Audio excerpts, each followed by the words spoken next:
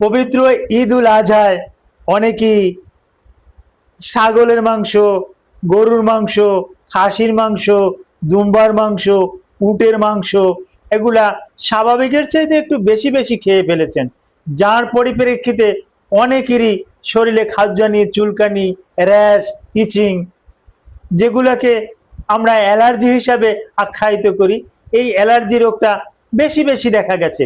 আর allergy দেখা যাওয়ার পরিপ্রেক্ষিতে অনেকেই আমাকে পার্সোনালি ফোন করে, স্যার আমার তো শরীর ফুলে আছে, শরীর খাওয়াতে আছে, কি করা যেতে পারে, অ্যালার্জির পরিমাণটা তো বেড়ে গেছে। কারণ জিজ্ঞাসা করলে, স্যার একটু গরুর ভুঁড়ি খেয়েছিলাম, একটু খাসির ভুঁড়ি খেয়েছিলাম, একটু মাংস পরিমাণের চেয়ে একটু বেশি খেয়েছিলাম, এরকমের অ্যান্সার দিয়ে থাকে। তো অ্যালার্জিটা মূলত কি, এবং এই অ্যালার্জির জন্য আমরা কি করতে পারি, কোন পথ অবলম্বন করলে অ্যালার্জি থেকে আমরা একটা ভালো একটা ফল পেতে পারি, এই বিষয়ের উপরে গুরুত্বপূর্ণ কিছু আলোচনা করব। আলোচনাটি মনোযোগ সহকারে শুনলে আপনি এই অ্যালার্জি সম্পর্কে আপনি সারা জীবনের জন্য ভালো থাকতে পারবেন। আসসালামু আলাইকুম ওয়া রাহমাতুল্লাহি ওয়া বারাকাতুহু। আমি ডাক্তার মীর শহীদুল ইসলাম, আমার চেম্বার শুভেচ্ছা 255, ঐতিহ্যবাহী শেখঘাট, সিলেট। গুগলে গিয়ে ডাক্তার মীর শহীদুল ইসলাম কথাটি লিখে সার্চ দিলে আপনি আমার সম্পর্কে বিস্তারিত তথ্য পেয়ে যাবেন। দর্শক শ্রোতা, আলোচনা করব অ্যালার্জির উপরে। What is allergy?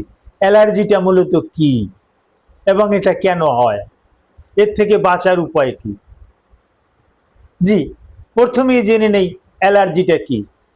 অ্যালার্জি বলতে আমাদের শরীরে একটা ইমিউনি সিস্টেম আছে, রোগ প্রতিরোধ ক্ষমতা আছে। এই রোগ প্রতিরোধ ক্ষমতাটা যদি দুর্বল হয়ে পড়ে, আর আমরা যদি বাহির থেকে কোনো কিছু গ্রহণ করি, এই বাহির থেকে গ্রহণ করার ভিতরে যেমন মুখ দিয়ে কিছু খাওয়া, নাক দিয়ে ইনহেলেট করা, তার ভিতরে পোলেন আছে, বিশেষ করে পরাগরেণু, ফুলের রেণু, এগুলো যদি ইনহেলেট করি, এগুলো যদি আমাদের লাঞ্চে চলে যায়, তাহলে তাৎক্ষণিকভাবে শরীরে একটা প্রতিক্রিয়া দেখা যায়। এই প্রতিক্রিয়া স্বরূপ শরীরে জোরে জোরে খাদ্যানি, চুলকানি, কোথাও কোথাও আর্টিকেরিয়ার মতন সমস্যা হওয়া, ত্বক ফুলে যাওয়া, ত্বকে খাদ্যানি একদম আর থামছে না। এই এই এই টার্মটাকেই কিন্তু আমরা অ্যালার্জি বলি। অর্থাৎ ইমিউনি সিস্টেমটা, আমি আবার বলছি, ইমিউনি সিস্টেমটা দুর্বল হয়ে গেলে আপনার ইমিউনি সিস্টেমের অ্যাগেনিস্টে যখন কিছু শরীরে ঢুকে যায়, তখন শরীরের কিছু কিছু ইমিউনি সিস্টেম আছে যারা ওই যেগুলো ঢুকে যায়, গরুর মাংস, খাসির মাংস, গরুর ভুঁড়ি, খাসির ভুঁড়ি, এগুলোকে শত্রু মনে করে এগুলোর সাথে যুদ্ধ বাজিয়ে দেয়, ফলে শরীরের ভিতরে একটা প্রতিক্রিয়ার সৃষ্টি হয়। মূলত এটাই কিন্তু আমাদের চিকিৎসা বিজ্ঞানের ভাষায় অ্যালার্জি। আর চিকিৎসা বিজ্ঞানের ভাষায় যে সমস্ত জিনিস দিয়ে অ্যালার্জি হয়, এগুলোকে কিন্তু আমরা অ্যালার্জেন বলি। এখন এই অ্যালার্জেনটা কি? যেমন খাদ্যে অ্যালার্জেন, খাদ্যে অ্যালার্জি। এই খাদ্যে অ্যালার্জি যেমন গরুর মাংস, খাসির মাংস, ব্রয়লারের মুরগির মাংস, হাঁসের মাংস, হাঁসের ডিম, ইলিশ মাছ, পুঁটি মাছ, এগুলোতে অ্যালার্জি আছে। ম্যান টু ম্যান ভ্যারি করে। তারপর আসে কিছু কিছু ধুলাবালিতে অ্যালার্জি আছে। তারপর প্রাণীর কিছু লোম, বিড়াল, ছাগল, গরু, মহিষ, ভেড়া, এগুলো যারা লালন পালন করে, এগুলোর যে লোমকূপ, এখান থেকে যদি কিছু ডাস্ট ভিতরে যায়, তাহলে কিন্তু অ্যালার্জি হতে পারে। এখন এই সমস্ত কারণে অ্যালার্জি হয়। অ্যালার্জি হলে লক্ষণগুলো কি কি?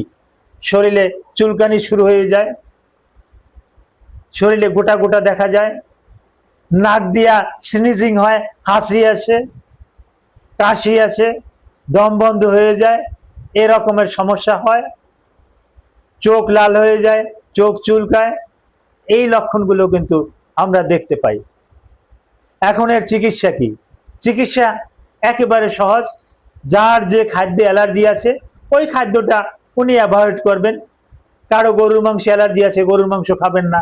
কারো হাঁসের মাংসে অ্যালার্জি আছে, উনি হাঁসের মাংস খাবেন না।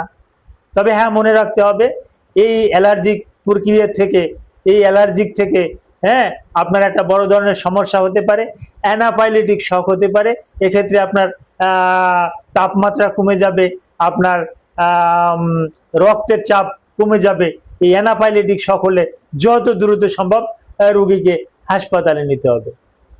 আমরা রোগীদেরকে কিছু অ্যান্টিহিস্টামিন বা বিশেষ প্রয়োজনে রোগী কিছু কিছু স্টেরয়েড দিয়ে একটা ভালো একটা পজিশনে নিয়ে আসতে পারি। কিন্তু কাল বিলম্ব আপনি করবেন না।